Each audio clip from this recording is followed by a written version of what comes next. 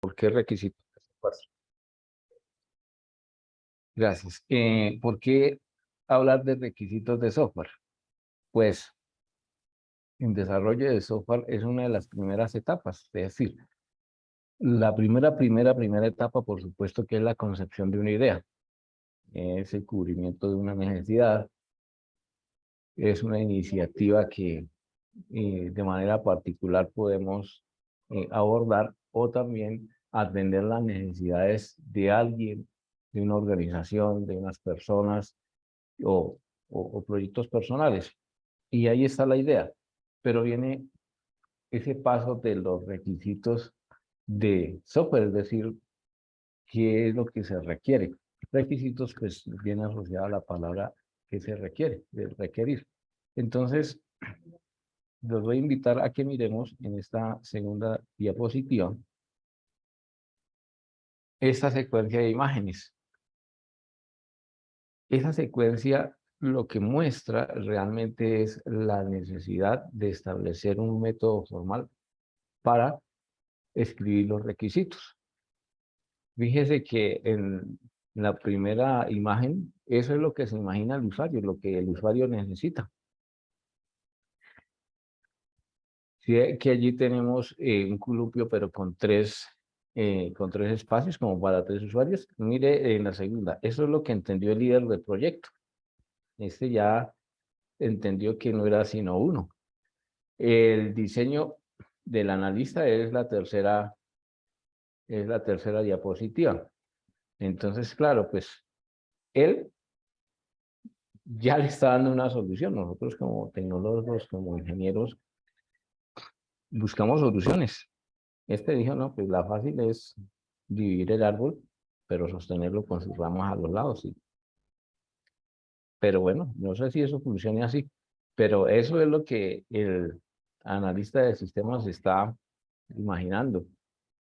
Después viene el programador y mire lo que él se imagina cómo lo puede resolver. Después viene el consultor externo, aprovechando para decir que el desarrollo de software muy escasamente es individual. Es decir, siempre se va a relacionar con más personas y con más disciplinas. Entonces, siempre van a haber consultores externos.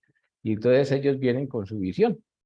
Como expertos que son, tienen una visión. Y mire lo que aporta. Después viene la documentación del proyecto. El cuadro vacío. Porque, desgraciadamente, es una de las falencias que se tiene porque siempre se busca dar solución rapidísimo, pero y la documentación, hay veces ni siquiera se hace. Entonces viene este vacío aquí. Después viene la implantación en producción. Mira cómo a medida que avanza se va a ir dibujando la idea. Después viene el presupuesto del proyecto.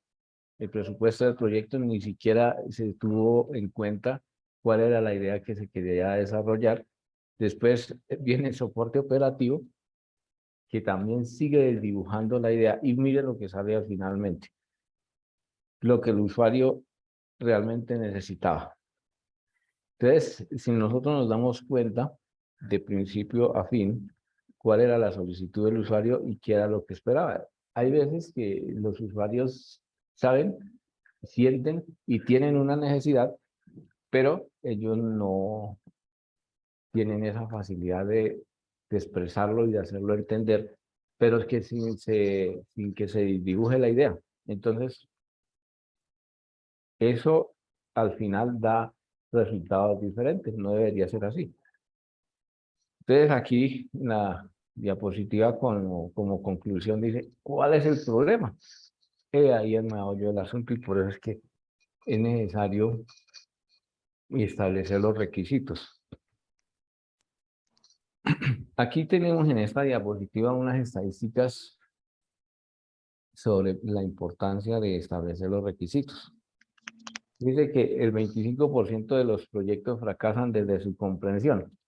Ese es el típico ejemplo que dábamos en la diapositiva anterior. Desde el principio, desde ni siquiera antes de escribir la primera línea del código, ya está errada la idea. Entonces, pues, ¿qué se espera ya en adelante? Pues que haga parte de este 25%. Va a fracasar. El 50% de los proyectos de software requieren rehacer rehacer y programar cosas. Este 50% o estar en ese 50% no es que sea pecado. El problema realmente radica es en que si no nos damos... Es que esa no es maleta, ¿no? Esa no es una maleta. Y acabaron de hacer. Exactamente. El problema acá es que si no nos damos cuenta rápidamente del error, de que la idea está distorsionada, de que no vamos por el camino correcto, pues vamos a fallar muy costoso. La idea de esto es fallar rápido para no fallar tan costoso.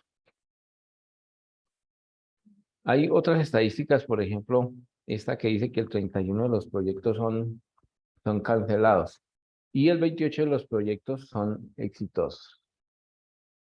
Por allá en la década de los 70, siempre me gusta traer este ejemplo, hubo una crisis del software. Y esa crisis del software precisamente surge a partir de la falla en los requerimientos. Las crisis no son malas, porque a partir de esa crisis fue que se formalizó la ingeniería de software. A partir de allí es que aparecen los programas de desarrollo de software, porque entonces se formaliza esa disciplina y además se formalizan una serie de metodologías, o llámense procedimientos, pasos y normas que permitían el desarrollo de software de una manera que se pudiera garantizar el éxito y que esos proyectos estuvieran dentro de ese 28% que hablamos aquí. Bien. Entonces, ahora sí sabemos que definitivamente es muy importante los requisitos de software. Usted puede ser el mejor codificador, pero si a usted no le emplean los requisitos de software de una manera clara, pues sencillamente no va a estar alineado con lo que se requiere. Así que los requisitos de software pues son esa descripción de lo que debería ser implementado, de los servicios proporcionados y de cómo debería comportarse el sistema que va a ser desarrollado. Esto es tomado de Software by 2015, es un referente que van a encontrar frecuentemente en las bibliografías de sus cursos, porque este señor se ha preocupado muchísimo por establecer esos referentes acerca de requisitos, y no solamente de requisitos, sino también todo el ciclo de vida del desarrollo de software, y lo escribe de una manera clara. Así que esa bibliografía está en la biblioteca. Si alguien algún momento de su tiempo libre logra leer una parte o ojalá mucho de él, van a encontrar aportes interesantes. Pero bueno, entonces, como conclusión de esta diapositiva, ¿qué es? Que los requisitos son la descripción. Es fácil, ¿no? Es la descripción, pero bueno, vamos a hacer la descripción. Y ahí es donde viene el tema, porque todo el mundo escribimos diferente, todo el mundo escribimos de manera particular, y tenemos que encontrar un punto medio para que todos los integrantes de un equipo de desarrollo pues puedan participar y sobre todo avanzar en el mismo sentido. Entonces, dentro de dentro de esa clasificación vienen las jerarquías, y ahí es donde inicia la participación de nuestra compañera Patricia. Ingeniera, muy buenos días. Aquí este maravilloso público es todo suyo. Adelante, ingeniera, voy a silenciar mi micrófono y sigue usted entonces. Bueno, buenos días para todos, apreciados participantes.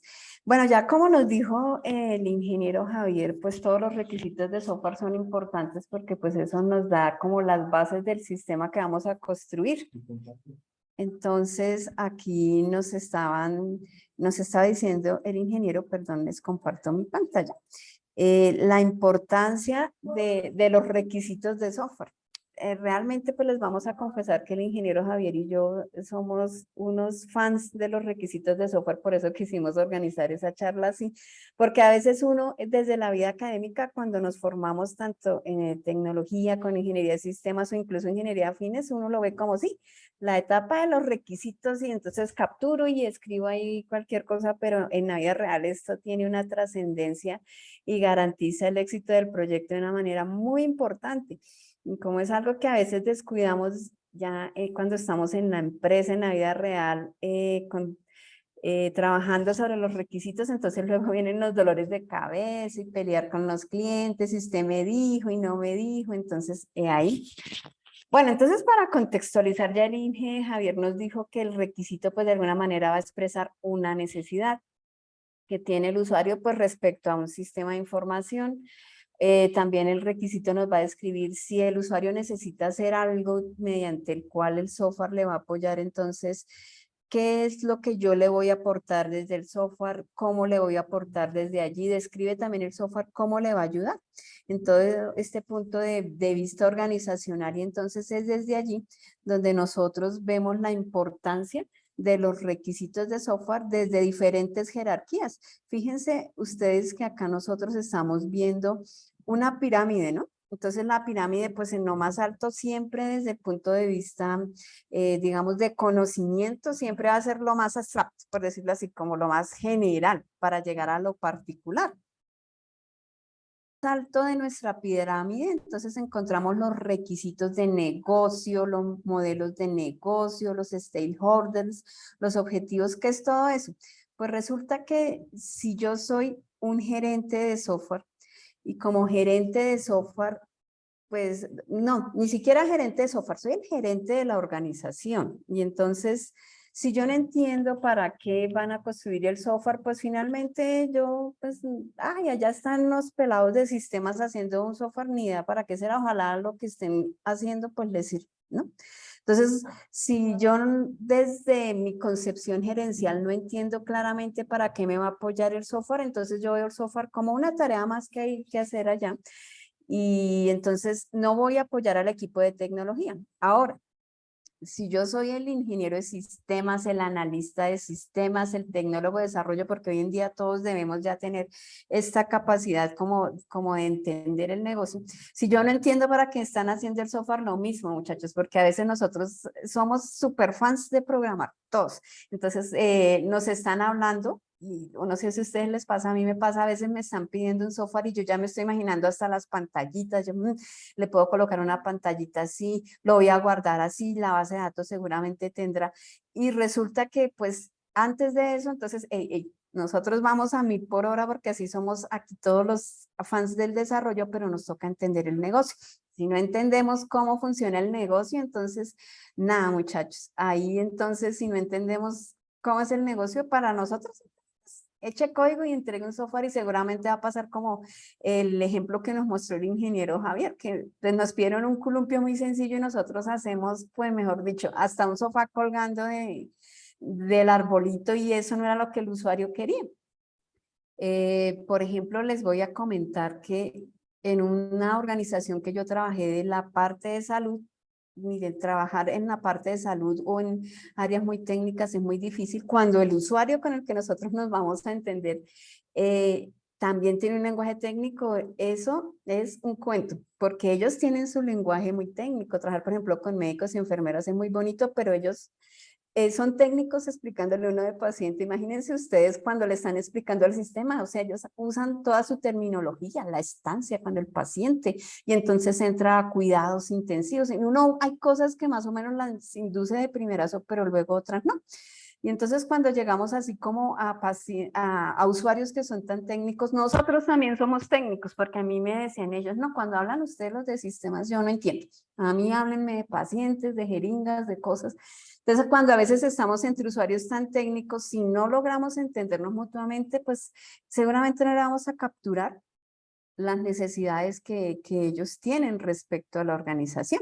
Entonces, por ahí la idea de entender bien el negocio. algo chévere, muchachos, que alguna vez me dijo un profe, y eso sí era verdad, es que lo chévere cuando nosotros vamos a trabajar en desarrollo de software, es que vamos a aprender algo más fuera de nuestra profesión, porque nosotros pues vamos a aprender, por ejemplo, cómo hacer casos de uso, cómo hacer modelados, pero nos toca entender el negocio, cómo funcionan otros. Entonces, si yo estoy, por ejemplo, en toda la parte de seguros, digamos que estoy trabajando con seguros de automóviles, tengo que aprender cómo son todas esas reglas de negocio y esos modelos de negocio.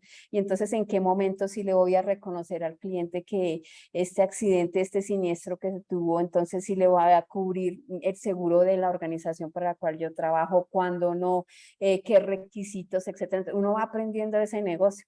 Si ustedes están, por ejemplo, en la parte administrativa educativa, lo mismo, uno va aprendiendo de ese negocio, cómo es eso de las matrículas de los docentes, si estamos en un colegio también, etcétera, etcétera. Entonces, ahí la importancia de los procesos de negocio y de entender muy bien todo eso. Los objetivos, el modelo, entender bien cómo funciona el negocio ya nos va a permitir a nosotros saber cómo le vamos a apoyar con el software. Entonces, de aquí la importancia de este primer modelo, saber exactamente para qué voy a construir el software en mi organización. Entonces, este software le va a ayudar a los médicos a que puedan gestionar mejor la cita de sus pacientes, la información de los pacientes, etcétera. En segundo lugar, entonces va un poquito bajando ese nivel de extracción, porque ya les comentaba que es muy importante entender muy bien toda la parte de negocio. Eso cuando lo estemos escribiendo son los famosos objetivos de negocio, requisitos de negocio. Escribamos un parrafito a nivel de cómo el software me va a impactar a mi organización. Incluso las plantillas que se nos proponen desde toda la parte de requisitos nos los piden. Entonces ustedes pueden colocar el software, va a apoyar a una correcta gestión de pacientes para que podamos detectar los tratamientos, cómo se ha realizado de manera correcta, esto que le permita a los médicos hacer una trazabilidad, ¿sí?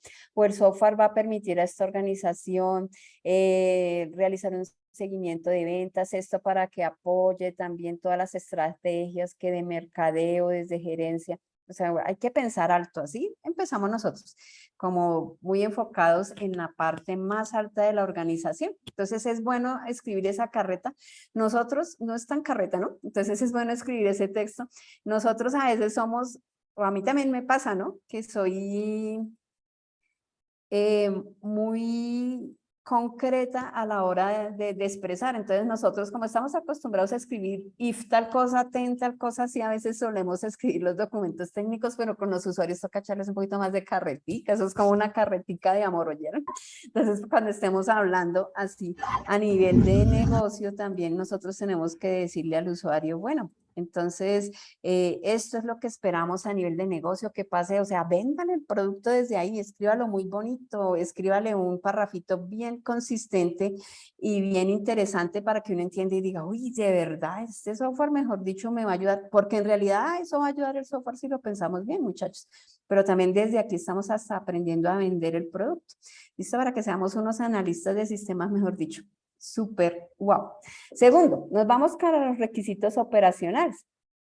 Entonces, en estos requisitos operacionales nosotros tenemos procesos de negocio, reglas de negocio. A veces nosotros en la clasificación de requisitos dejamos los requisitos de negocio y los requisitos operacionales como en un mismo nivel. Pero pues aquí, por ejemplo, en este modelo que se nos está proponiendo en esta gráfica, están separados. ¿Por qué? Porque en los requisitos operacionales nosotros tenemos reglas de negocio. Por ejemplo, si yo estoy pensando en un sistema de facturación, entonces seguramente habrá algunas reglas que yo tengo que tener en cuenta en mi sistema. Entonces, por ejemplo, ¿qué impuestos deben facturar aquí las empresas en Colombia? Entonces seguramente yo tengo que decir, pero pilas que en la factura tiene que ser discriminada bélica. Eso es una regla de negocio. RTICA, RT Fuente, IVA, etcétera, etcétera. Esa es una regla de negocio. Otra regla de negocio, por ejemplo, en un sistema bien diferente, por ejemplo, en un sistema médico. Entonces, el paciente para que pueda llegar a una hospitalización, primero tiene que haber ingresado por urgencias. Si uno va a mirar y pues ese es el proceso. Primero siempre uno llega a urgencias y si lo tienen que dejar hospitalizadito, entonces primero pasó por reglas de negocio. Y eso es cómo funciona el proceso. Por ejemplo, pues para poder realizar un pedido, primero tuve que haberlo agregado a la canastica ya en mi portal de ventas. Entonces, todo eso nos va colocando algunas reglas de negocio, ¿no? Pero la regla dice, pero ojo que tiene que verificarse ahí el stock disponible y demás, y si no, entonces cada negocio tiene su propia manera de operar y nos toca también saber esas restricciones, porque a veces los usuarios los dicen, a veces no lo dicen, a veces intuyen que todos, que nosotros aquí tenemos una super bola mágica y entonces en el sistema sabemos todos y si no nos cuentan, entonces nos queda el software incompleto, ¿listo? Entonces eso toca tenerlo presente también. Esto también, estos requisitos operacionales, al igual que sucede con los de negocios, esos se escriben a nivel de párrafo, entonces se deben, o incluso ustedes pueden enumerar, tenga en cuenta las siguientes reglas o las siguientes restricciones que el sistema manejará. Entonces hay negocios o hay áreas de negocio que tienen normatividad vigente aquí en nuestro país. A veces el usuario no la cuenta, a veces ellos no dicen y entonces a nosotros nos toca ver, ¿hay alguna regulación que manifieste eso? Por ejemplo, si vamos a mirar facturación electrónica tiene una manera de reportarse, eso tiene unos archivos adjuntos asociados, los archivos tienen unos campos específicos, entonces si alguien nos dice, es que necesito algo de facturación electrónica, uy, hay una normatividad, me toca ir a mirar en qué consiste esa normatividad para contemplarla dentro de mi software, ¿listo? O preguntarle al usuario qué restricciones tiene. Después de que ya pensamos aquí a nivel de negocio y ya nos imaginamos así todos soñando, este software va a cambiar la vida de esta organización y yo soy el artífice de eso porque estoy ayudando, entonces ya nos vamos bajando un poquito a los requisitos de usuario. ¿Cuáles son los requisitos de usuario? Resulta que a veces en las organizaciones grandes, eso siempre es así, primero es lo que el usuario quiere, lo que la gerencia quiere, la idea abstracta, la idea general, te voy a apoyar a tomar decisiones, etcétera, pero el usuario del software es otro, no es el gerente precisamente el que puede ser que se siente ahí a estar frente al computador, sino pueden ser otros usuarios, por eso dice aquí que se les será escenario operacional, es lo que necesita el usuario de nuestro software. Entonces el usuario de nuestro software seguramente va a necesitar por ejemplo, no, lo que pasa es que si es factura y yo estoy aquí encargado de verificar la factura, yo necesito que de la factura se capture tal y tal cosa para luego yo reportarla en tal sistema, o necesito que nuestro sistema capture tal cosa porque los gerentes tienen una idea, pero el que está día a día ahí, el que va a estar frente al software, es el que sabe qué requiere. Lo mismo, entonces volviendo al ejemplo de la clínica, una cosa es lo que quiere el médico o gerente de la clínica que quiere saber toda la información de sus pacientes para ver cuáles son las enfermedades más comunes y otra cosa puede ser, por ejemplo, un auxiliar de enfermería que va a estar digitando las historias clínicas en un sistema, entonces seguramente ella dice, no, lo que pasa es que siempre necesitamos también saber la edad del paciente, saber qué medicamentos tiene cuáles son, es alérgico. O necesitamos saber también, por ejemplo, respecto al paciente, qué cirugías previas, entonces el usuario nos va a dar información más aterrizada. La gerencia nos va a contar lo que ellos se imaginan que hará el software y cómo eso les va a ayudar a su negocio, el usuario nos lo va a contar más narradito.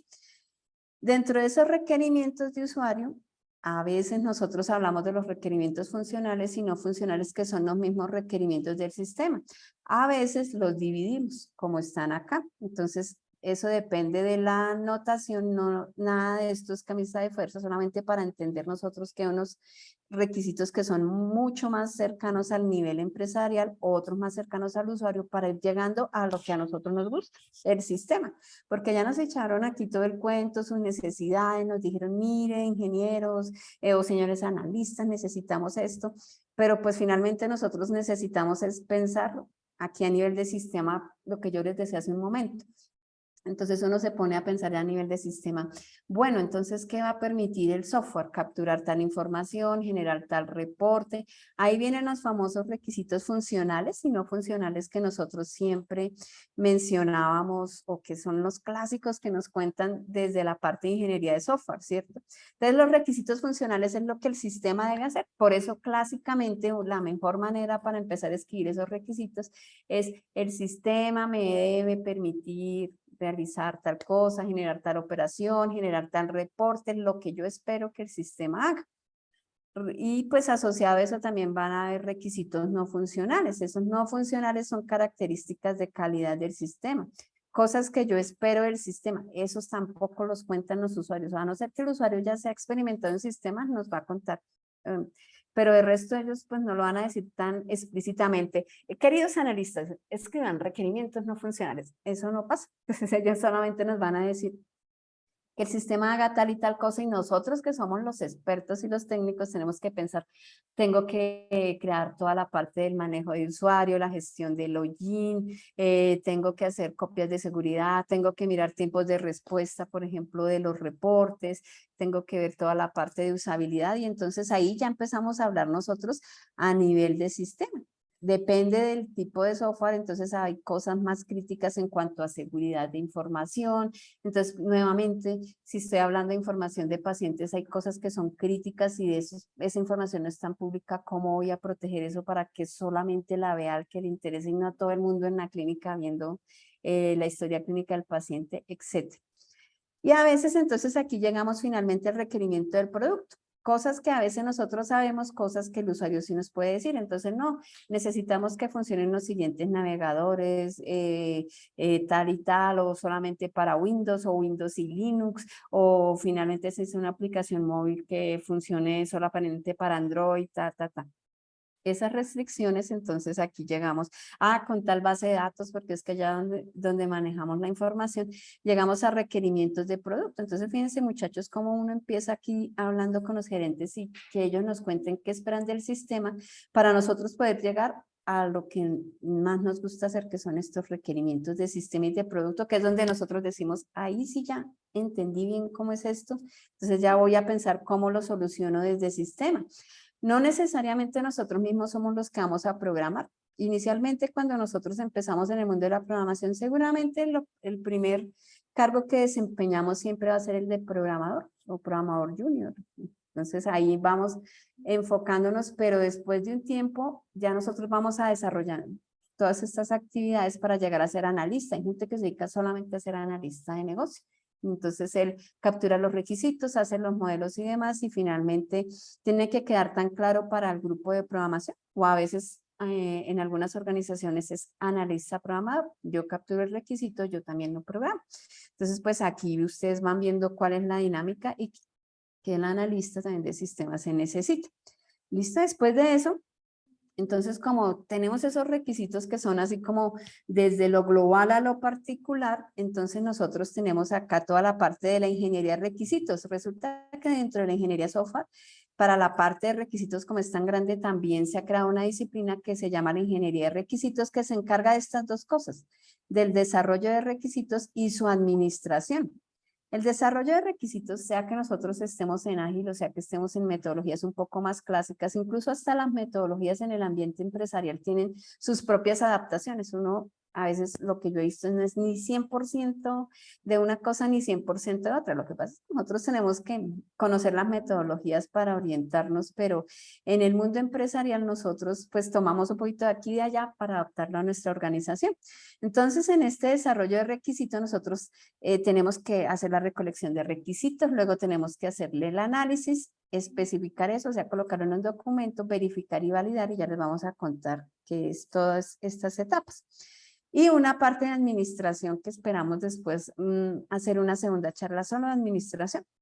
Porque para abreviar la parte de administración, pues los requisitos van cambiando. Ahora me acordé de otro pedacito, ahora resulta que, cuando ya hicimos una charla dijimos, faltó especificar tal cosa, cómo voy haciendo la traza de los requisitos cuando ya estoy verificando, venga, todos estos requisitos, ¿dónde están? ¿En qué componente? ¿En qué clase? ¿En qué tablas? ¿En qué procedimientos de la base de datos? ¿Dónde puedo ver eso? Entonces, todo eso es la administración de requisitos, luego les contaremos porque les estamos hablando solamente de la parte de desarrollo. Entonces, como les decía, esta parte de desarrollo implica que yo capture los requisitos, que le haga un análisis, que lo especifique y que lo verifique. Incluso es un ciclo porque puede ser que, como el software no es que me contaron los requisitos de una y me fui, y volví con un producto aquí mágicamente, tome a no ser que sea un software chiquito, yo siempre lo he dicho. Si es algo muy chiquito, pues seguramente solamente tendrá una iteración. Pero si ya el software es complejo, seguramente voy a hacer este proceso varias veces, captura, análisis y como por ejemplo pasa con todas las metodologías ágiles. Entonces voy haciendo captura y sobre esto entonces voy trabajando. ¿Listo? Ese es el proceso de requisitos. Entonces vamos a ver la captura, análisis, especificación y verificación. Antes de empezar a capturar los requisitos, pues nosotros ya dijimos, bueno, ya sé que tengo que hablar con un gerente, con el dueño del negocio, con el que va a soltar la plata, con el que va a usar el software. Inclusive si yo soy la empresa proveedora externa de los requisitos, tengo que ir a hablar con los de sistemas de esa organización y entonces decirle qué restricciones hay aquí, qué sistemas operativos, cuánto espacio de almacenamiento. A veces llegamos a esos niveles de detalle. Entonces, antes de empezar a escribir todos los requisitos, voy a identificar los interesados o los stakeholders. ¿Quiénes son estos? Los que tienen que ver con el negocio, con nuestra cuestión de requisitos. ¿Quiénes son? Entonces, finalmente, estos stakeholders son usuarios de la aplicación, los que están ahí, tanto el dueño de la aplicación, el que me contrata, como el que va a estar al otro lado de mi sistema, el usuario final, el que va a estar ahí trabajando. Desarrolladores también, sea de mi equipo de trabajo o que ellos también están parte de la organización y yo solo les estoy desarrollando una parte que necesitan en la organización y soy una empresa externa. Legisladores, o sea que este es el ministerio de tal, el que está sacando las leyes y los que toman las decisiones. Aquí está, por ejemplo, el señor que está dando la plata para decir el proyecto sí o no, o eso no se hace o eso sí se hace. Que los usuarios pueden querer una cosa y todos nos ponemos de acuerdo y aquí el que está financiando el proyecto dice lo vamos a hacer así o necesito primero esto más urgente, entonces este es el que a veces va a tomar la decisión finalmente.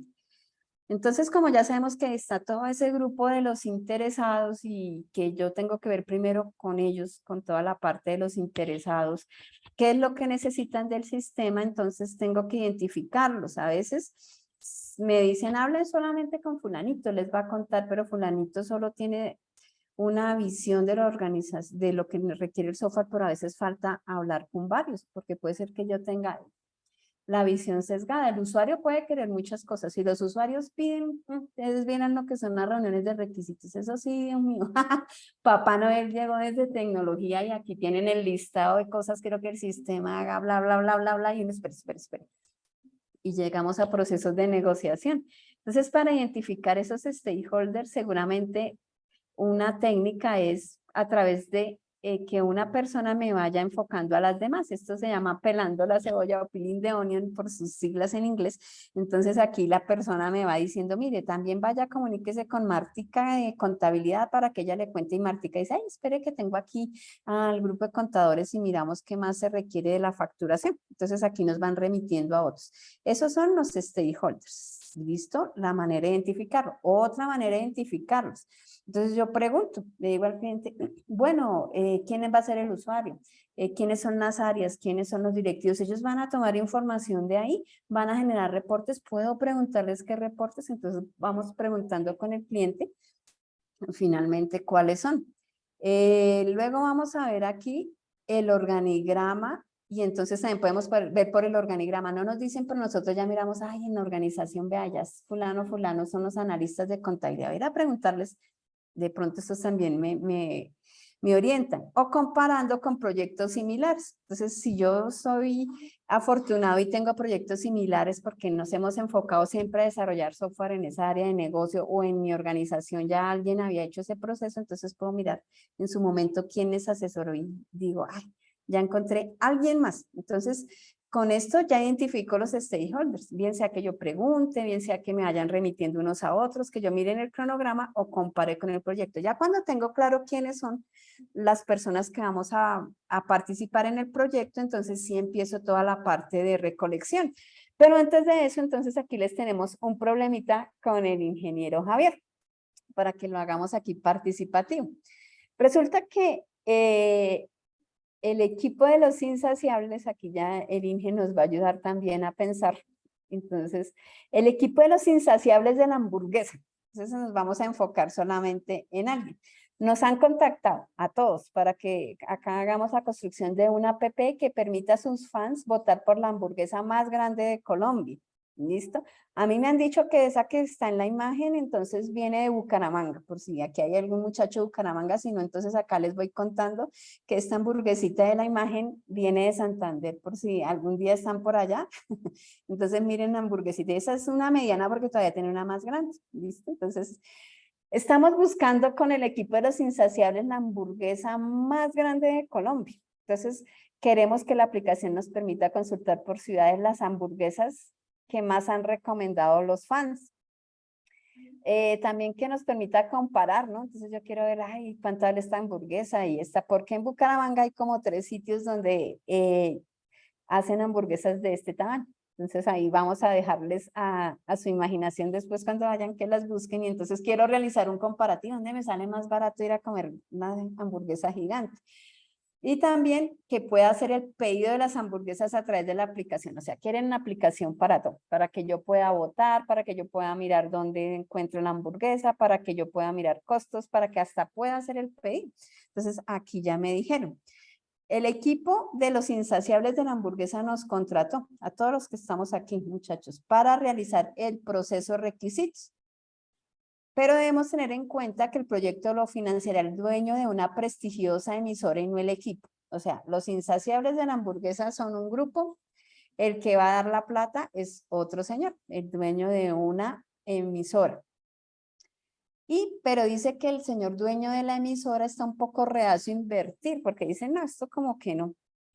Está un poco reacio a invertir, pues teme que la aplicación no le funcione. Dice, ¿qué tal yo le dé la plata a todo este grupo acá que están disque del semillero ADA y no me salgan con una aplicación aquí que nos sirva? Entonces está reacio. Y Hamburguesa. también, sí, debe considerar que hay una asociación que tenemos en contra, muchachos. No siempre en el software todo es ideal y todo el mundo quiere el sistema.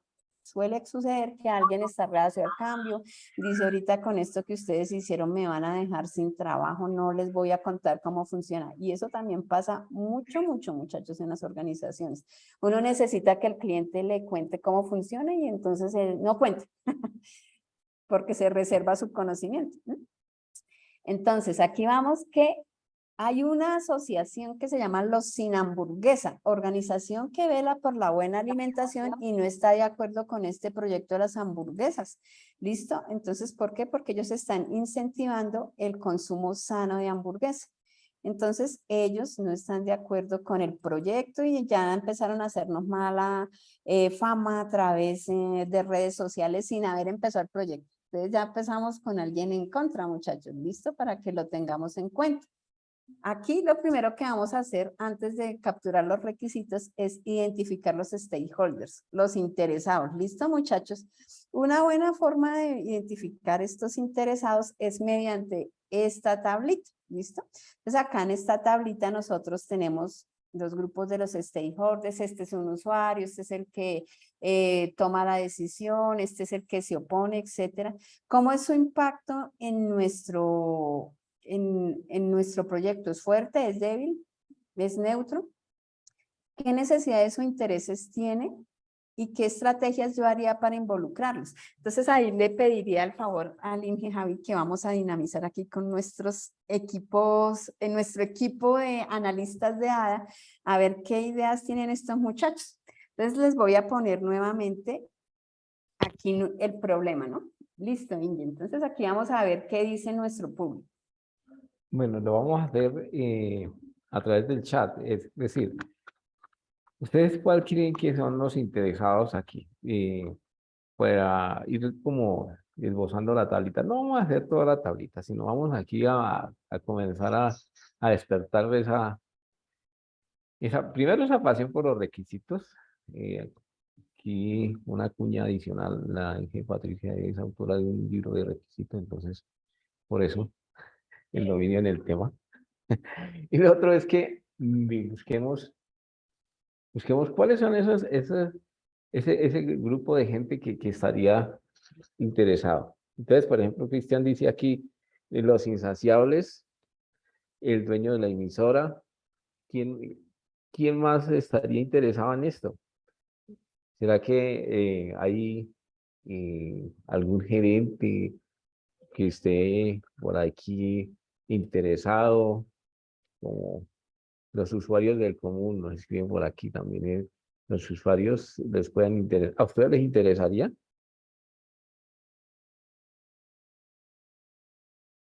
Los dueños de los restaurantes. Competencia. Sí. Bueno, los interesados, los dueños de los restaurantes. Gracias, Juliet, William. Bueno, qué bien. Pues en realidad son todos ellos. Sin embargo, fíjese que cuando estamos haciendo esta lista, aquí nos dice Guillermo, los consumidores, también surgen una serie de preguntas y es, vamos a hacer la APP, pero fíjese que vamos a votar por las mejores hamburguesas de Bucaramanga de ese estilo. Pero la gran pregunta es entonces, nosotros ahí, ¿cómo vamos? ¿Vamos a hacer un restaurante nuevo? ¿Vamos a... ¿De qué vamos a vivir? Es decir, porque es que aquí es donde viene lo otro también, que pues sabemos todos los desarrollos requieren unos recursos, hablamos de que hay unos interesados de pronto en invertir, pero ¿quiénes son ellos entonces? ¿Seríamos un nuevo restaurante? Esos son temas que hay que definir. Mostremos nuevamente el problemita, porque eso, porque aquí tenemos una gran idea, pero ¿a usted no les parece que les falta requerimientos? Ustedes con esto pueden arrancar. ¿Alguien puede escribir en el chat qué le haría falta a esto? Porque sí, ya sabemos que todas las personas que hemos escrito efectivamente son los que se pueden interesar. Ahí podríamos incluir, por ejemplo, también, o podemos encontrar mejor personas que puedan invertir, pero ¿cuál es la posición de nosotros? ¿Dónde estamos como desarrolladores? ¿O es que alguien nos va a contratar? ¿O a este problema le falta? Porque es que precisamente de eso se trata en esta primera etapa. Ya veíamos la pirámide, todo lo que pasa, pero si no hay una buena especificación, es decir, usted puede tener grabaciones de entrevistas y entrevistas y entrevistas y dentro de eso no no encontrarle un norte. Hay veces, de pronto, por ejemplo, aquí hay ya varias eh, inquietudes y cómo va el tema de las pautas publicitarias. ¿Qué tipo de relación hay entre los inversionistas y el grupo solicitante? ¿Cierto? Más allá, ¿quién es el grupo solicitante? Realmente hay un problema suelto y hay una oportunidad y parece interesante, pero ¿a dónde está? Entonces ese gráfico, digamos, esa tablita que se ha venido trabajando, precisamente es lo que ayuda a aclarar esto. Entonces, eh, desde el punto de vista de desarrolladores, pues como yo veo la situación, creo que hace falta aclarar cuál es nuestra posición, quién es el que, o a quién le vamos a hacer publicidad, porque es que usted puede hacer, imagínese que usted hace esta aplicación, ¿de dónde va a tomar usted las fotos?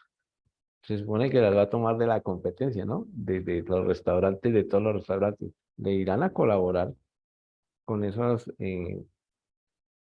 con ese material que usted necesita, porque en la app indudablemente debería estar allí descripciones visuales y texto de de esas hamburguesas. Muy bien hasta ahí.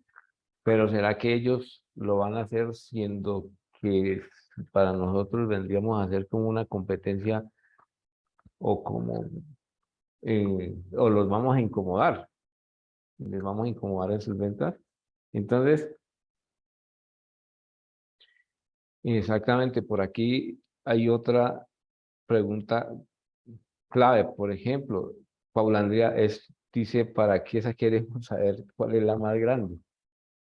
¿Sí? Los requisitos legales para no incentivar el consumo de comida chatarra, por ejemplo, dice Paul.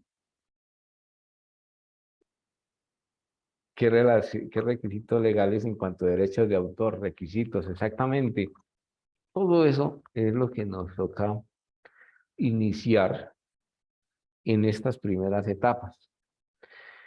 Hay algo muy positivo que veo en las personas que están aquí escribiendo, y yo sé que también las demás personas están cuestionando.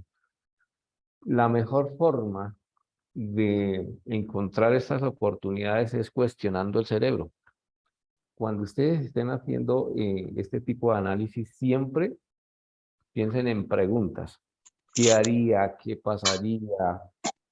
Si yo tuviera esto, ¿cuál sería el siguiente paso? Si no lo tuviera, ¿qué debería implementar? Porque el cerebro, cuando se le afirma, no se obliga a pensar. Cuando se le pregunta, él comienza a hacer las relaciones entre la diferente información para encontrar soluciones. Bueno, entonces, por acá, por ejemplo, Miguel Ángel también nos está haciendo un aporte que hoy día existe muchos críticos de comida. La PP parece una competencia para definir la hamburguesa más grande en relación a su tamaño. Por ende, los restaurantes que quieran deberían postular. Eso ya estamos encontrando soluciones. Puntos medios en los que podamos, con los que podamos contar para que, por ejemplo, en este caso, los dueños de esos restaurantes se sientan incluidos y no, por el contrario, excluidos. Entonces, bien, esta es entonces una invitación a eso, a hacer ese tipo de preguntas. Ya estamos encontrando soluciones también que nos ayudan a contestar estas preguntas. Pero entonces para eso se necesitan las técnicas de recolección de datos, ¿sí? Porque todo lo que nosotros hemos dicho aquí es lo que creemos que como desarrolladores debería pasar. Es nuestro mundo idealizado.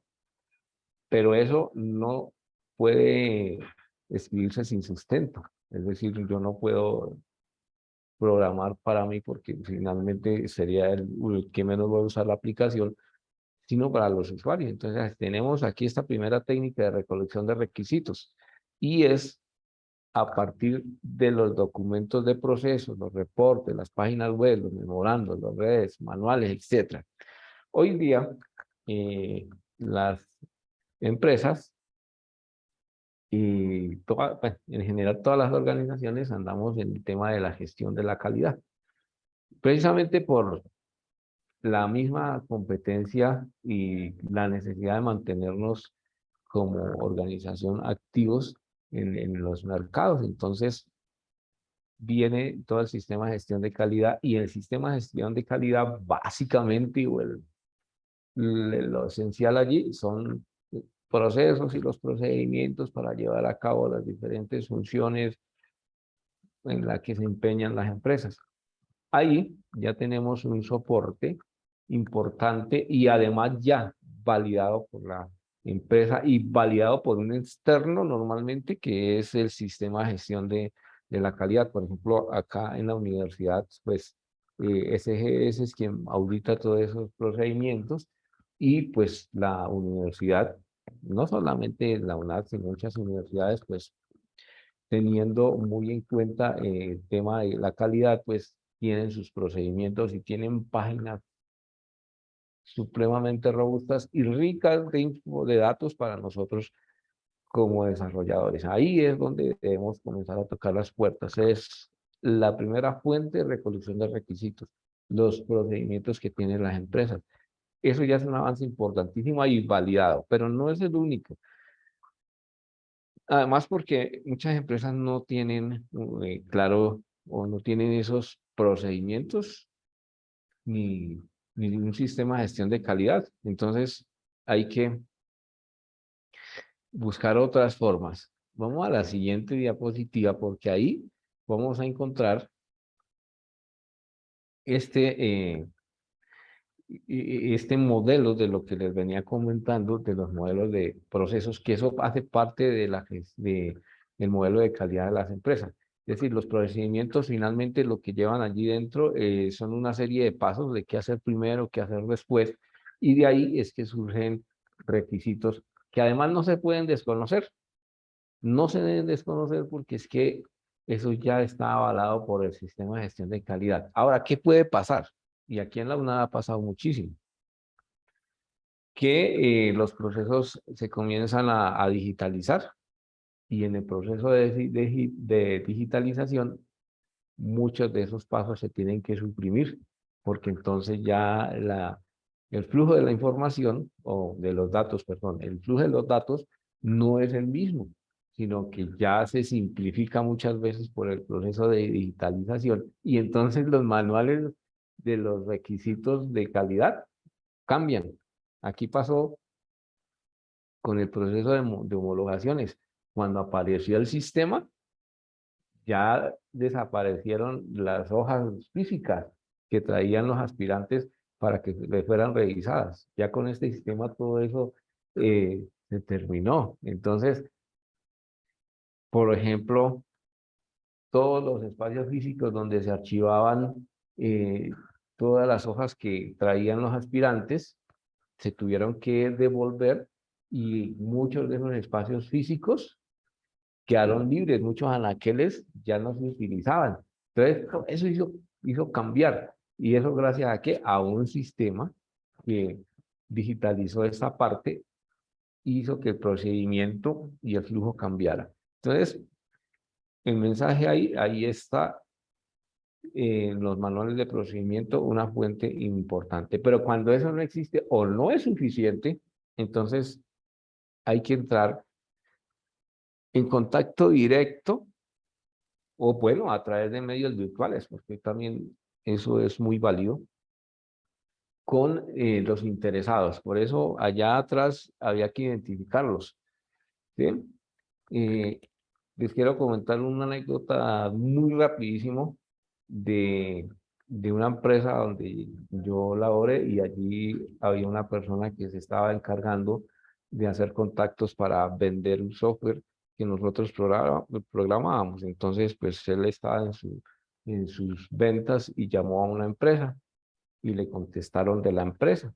Entonces él comenzó de manera inmediata con la persona que le contestó a hablar del software y de todas las potencialidades del software y gastándole tiempo y energía, cuando a la media hora de parecer tener convencido al cliente, le preguntó con quién hablo, ¿no? Yo soy la persona de la recepción. Pues ese señor no es el que cierra las ventas, ese señor conoce muy bien la organización, pero quiere, ¿cómo puede cerrar una venta con él? Debería haber hablado con el gerente o con alguien que pueda tomar decisiones. Entonces, eso pasa porque no se identificaron los stakeholders, las personas y la jerarquía. Si se fijaban que atrás, cuando hablaban de los stakeholders, había como un organigrama y uno estaba en la pirámide. Y eso no es para decir quién es más importante que otro, es para ir a preguntar a quién le debemos preguntar lo que necesitamos saber. Si vamos a vender, pues toca con los de arriba. Si vamos a un requerimiento operativo para completar requisitos, toca a las personas que están operando en la parte inferior de la pirámide, sin decir que uno sea más importante que otro. Simplemente eso es para saber a quién nos tenemos que dirigir. Entonces, eso es, eso es el tema de estas entrevistas. Miremos la siguiente técnica, que es ya no a través de entrevistas, sino a través de talleres o workshops, para que quede más cachetudo. Pero esos son espacios de trabajo donde tenemos que involucrar a la gente. Ese workshop o talleres eh, suelen usarse cuando las personas a quienes necesitamos llegar ofrecen demasiada resistencia, es decir, ya lo mencionaba la ingeniera Patricia, personal que no nos quiere dar secretos de sus trabajos porque se sienten amenazados. Entonces, ¿cómo podemos? Entonces, ahí hay veces que puedes decir, bueno, vamos a simular una venta y hay veces ni siquiera pues, indicando con qué propósito. Y entonces están las personas involucradas y como en una especie de dinámica, cada uno asume el rol y entonces ahí uno dice, ah, mire, es que lo que hace es esto. Y entonces la gente comienza a contar y hay veces inclusive cuentan más allá de lo que requerimos, pero rompemos ese hielo a través de esos talleres, llenando formas, llenando, armando, hay veces toca armar rompecabezas y haces el loco que no entiende para que le vuelvan a explicar, y en esas explicaciones la gente va aumentando daticos que usted va tomando y puede llevarlos a los requisitos. Eh, en la siguiente diapositiva, entonces, esta ya es un poco más elaborada y es ponernos en el trabajo de hacer unos, bueno, prototipos que realmente son unos dibujitos que nosotros podamos establecer una comunicación visual con esos usuarios para poder hacer que ellos nos vayan contando cómo se imaginan, pero sobre todo encontrando cómo es que fluyen los datos para poderlos llevar a un modelo, para poderlos llevar a un sistema. Entonces, aquí tenemos muchas herramientas ya en línea. Normalmente esto se hacía en lápiz y papel. De todas maneras, cuando hay que hacerlo a manera de talleres y hay veces como el tema de los celulares nos distraen tanto a los usuarios porque la compañía no paga, digamos, los usuarios les dan un tiempo limitado para que interactúen con nosotros, pero en ese tiempo les están llegando requerimientos a través de tantos medios. Entonces, hay veces ni siquiera estos medios electrónicos no funcionan porque volvemos a llevar a las personas a, a que se distraigan. Entonces, estos prototipos también se pueden hacer en lápiz y papel. Como vemos aquí, no están tan elaborados, sino que es el muñequito, es la letra, es el memo técnico, es la anotación, eso, para poder luego sí hacer prototipos más elaborados, pero a partir de estos que son básicos. Bueno, entonces, la otra que también se utiliza mucho es la observación indirecta, que es cuando usted va a mirar cómo es la operación de la organización, más exactamente el proceso que le interesa sistematizar, pero muchas veces, ojalá sin intervenir al usuario, es decir, sin que él note su presencia para que él actúe como lo hace todos los días y no se omitan pasos o se omitan datos que luego usted no va a tener en cuenta porque no se los dejaron ver. Entonces, aquí vemos cómo hay un proceso empático y es donde nace esta que es un día en la vida de. Póngase usted como analista o como desarrollador en el zapato del otro y viva una experiencia de cómo lo haría el otro. Para esto se necesita un tema que en el Design Thinking, bueno, quienes continúen con nosotros en estos temas de nuestro semillero, y podamos hablar de eso del Design Thinking, pero el primer paso de esa metodología es la empatía. Empatícese. Es algo así como encúbrase, como una estrategia de interactuar con el otro para que usted pueda ir logrando esos requerimientos. Entonces, vienen más técnicas, por ejemplo, esta del storyboard.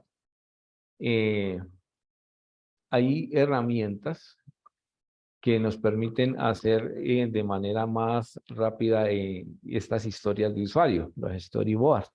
Y eso es como una caricatura, es como una secuencia de acciones que usted va a dibujar en una caricatura. Por aquí nosotros tenemos Canva, que tiene los muñequitos, tiene los flujos, tiene los escenarios, y claro, con eso usted puede ir armando su storyboard. Muchas veces estas historias de usuarios ni siquiera es para que lo entiendan los demás, sino para que usted entienda qué es lo que tienen que hacer. Porque cuando usted tiene la historia de usuario y la puede hacer revisar de un externo, de un analista, de otras personas que hacen parte del equipo, ellos visualmente pueden decir, no, pero eso no es así como lo hacemos. Con una simple vista del storyboard que usted está armando. Entonces dicen, no, a este le falta aquí, a este le falta allá. Pero ¿cómo se logró eso?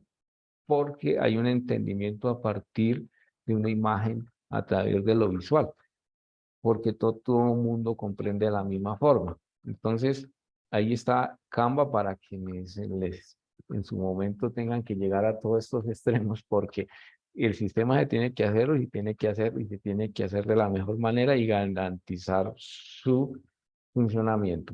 Este es el de, es el de recolección de requisitos a través de juego de roles. Es que yo voy a ser de vendedor, usted va a ser de comprador, luego viceversa, y vamos a ver ahí cómo el cerebro comienza a preguntarse, bueno, ¿y este qué haría en este caso? ¿Cómo lo resolvería? Y todo esto es lo que se lleva a los modelos para los requisitos de usuario. Aquí tenemos otros que ustedes inclusive han estado utilizando en sus desarrollos de trabajos colaborativos, que son los organizadores mentales o organizadores cognitivos, como les llaman, que son los mapas mentales, los mapas conceptuales, grabación de video y audio, diagrama causa-efecto. Ese que tenemos ahí es el famoso espina de pescado. Todo eso son técnicas, pero estas técnicas, cada una de ellas lleva toda una charlita de estas. Esto es un abrebocas porque es que ahorita les queremos hacer una invitación, pero eh, para que ustedes vayan mirando si les interesa, porque pues la idea es que podamos formar nuestro semillero y pues aquí van saliendo los temas. Bueno, aquí sigue la ingeniera Patricia con este tema. Adelante. Bueno, muchachos, hasta aquí entonces tenemos dos cositas ahí para completar lo que dice el Inge Javier. Solo uso una técnica de recolección de requisitos, no, las que necesitemos, porque puede ser que el usuario tenga que hacerle yo una entrevista, no le entiendo, luego le hace un prototipo, no me queda muy claro y a veces me toca ir hasta el sitio y estar un día ahí en la vida viendo qué es lo que se quiere hacer con el sistema y ya me queda a mí más claro. La otra es cuál seleccionar, pues de acuerdo a ese usuario final, ¿no? Entonces de pronto yo puedo hacer una caricatura, pero de pronto si mi usuario ya es realmente muy formal, pues lo más clásico siempre será una entrevista. Depende del usuario. Ustedes van viendo ahí, dice, con este usuario puedo usar esto, con esta podría usar esta otra, ¿listo? Entonces es como un mix ahí. Me gustaría que me escribieran en el chat mientras les voy contando algo del análisis de requisitos ustedes, ¿cuál usarían para nuestro problema de las hamburguesas? De todas estas que ustedes vieron, a mí me gustaría usar tal, tal, tal, para ver cuál es la que sería más común. Entonces cuéntenos qué harían ustedes, entrevistas, cuestionarios, prototipos, storyboards, un día en la vida de observación, etcétera, etcétera. Entonces cuéntenos ahí por el chat. Mientras ustedes nos van contando qué técnica usarían, yo les voy a contar que posterior a esta técnica, lo otro que nosotros hacemos es ya con las técnicas, ya me dijeron información, ya tuve talleres, entrevistas, cuestionarios, etcétera. Ya lo que yo tengo que ver es si esos requisitos son viables. Vamos a ver qué dijeron aquí. Entonces me dicen entrevistas, observación y entrevista, un prototipo con un diagrama de flujo, entrevistas, storyboards. Fíjense que la entrevista casi que es usual con otra. porque pues finalmente la comunicación verbal, ya sea cara a cara o sea a través de un medio como Zoom, siempre nos va a apoyar, ¿no? Entonces podemos preguntar, bueno, ¿y usted por qué? ¿Y usted para qué? Etcétera. Entonces la entrevista es algo muy usual. Un día en Navidad, por ejemplo, iría a consumir a restaurantes, ese está chévere, Miguel, entonces nos vamos para restaurantes y analizar cómo se mueve el negocio de las hamburguesas, entonces pues eso es chévere, ya estando allá en la operación, en el negocio, viendo cómo se mueve, inclusive capturamos más cosas, ¿listo?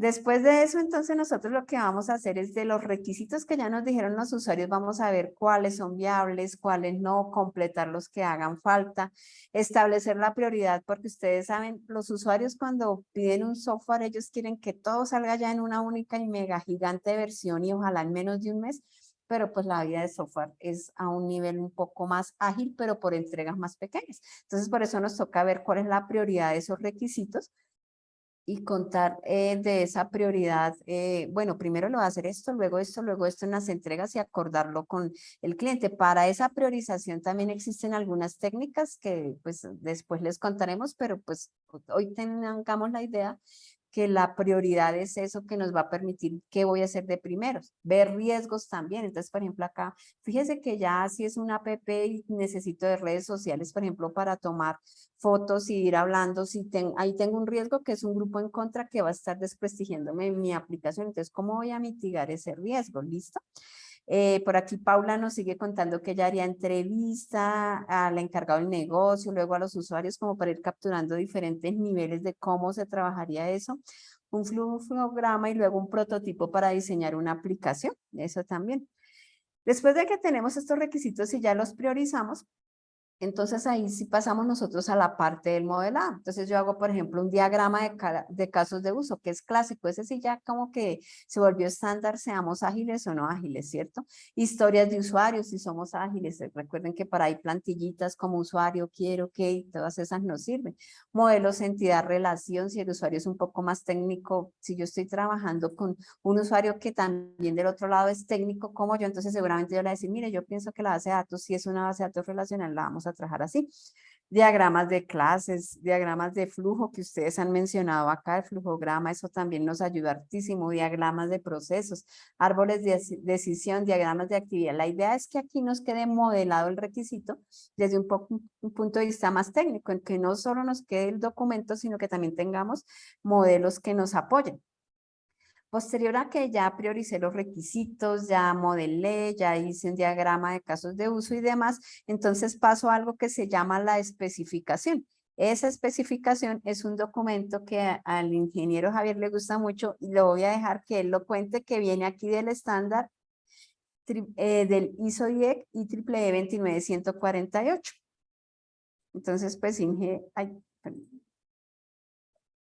Ok, sí, el tema de la especificación de los requerimientos ya es un documento formal. Mire que aquí llegamos ya habiendo pasado por todos esos, por esas etapas, ya habiendo pasado por lo que nos dijo aquí Paula, por lo que nos dijo Miguel, por lo que nos dijo Guillermo, Juliet, todas estas, Cristian, todas quienes escribieron aquí, ¿qué harían? Aquí es cuando llegamos a formalizar el documento. Y ese documento tiene una particularidad y es que es el medio de comunicación entre clientes, usuarios e ingenieros de requisitos y desarrolladores. Imagínense usted la complejidad y también la importancia de ese documento de formalización, porque es que lo tienen que entender todos.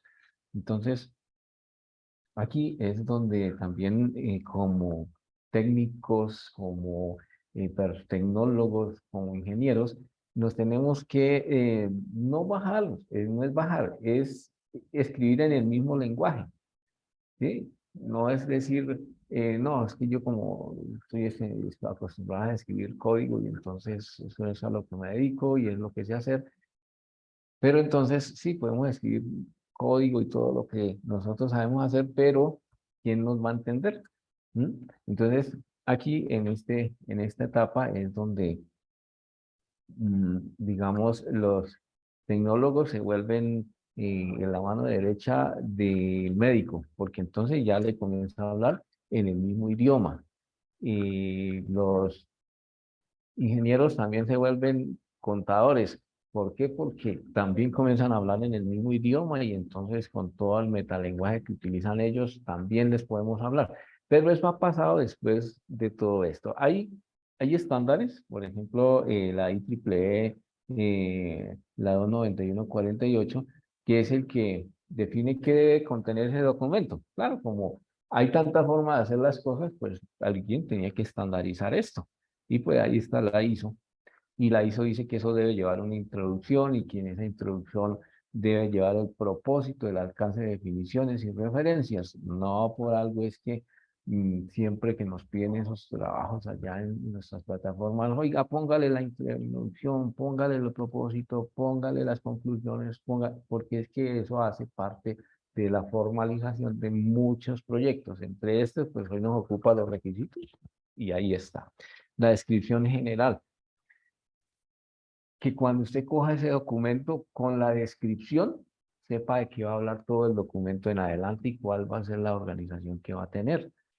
Tenemos los requerimientos específicos, pues que sí ya es efectivamente lo que nos ocupa, pero todas estas tres cosas van articuladas. Entonces, los requerimientos específicos no son las conclusiones, pero sí tienden a ser esos resultados de esos análisis que usted hizo a través de las diferentes técnicas de recolección de datos. Entonces ya miramos aquí en la siguiente eh, diapositiva que luego de tener ese documento ahí no para todo, sino que toca venir a hacer esto de la verificación y la validación de los requisitos.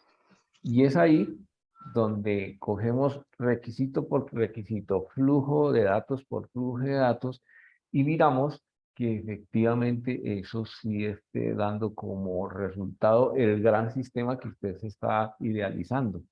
Entonces, aquí es una forma de decirnos, oiga, es posible que usted falle, pero falle aquí. Falle, si ha fallado en las anteriores, chévere, porque los ha venido, pues, los ha tenido que corregir. Pero en este paso, vuelve y revise, y si es posible y si es necesario fallar, hay que fallar, pero aquí, porque es que ya después de esta diapositiva, ya viene, ahora sí, siéntese a hacer. Y si aquí quedó esta verificación y esta validación, quedó con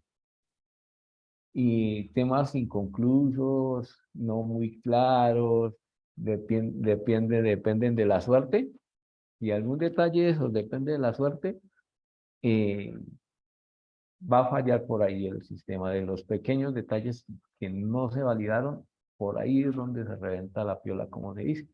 Entonces, ya después de esto, de haber hecho la validación, esto ya se hace contra el documento, porque acordemos que en el anterior teníamos el documento formalizado.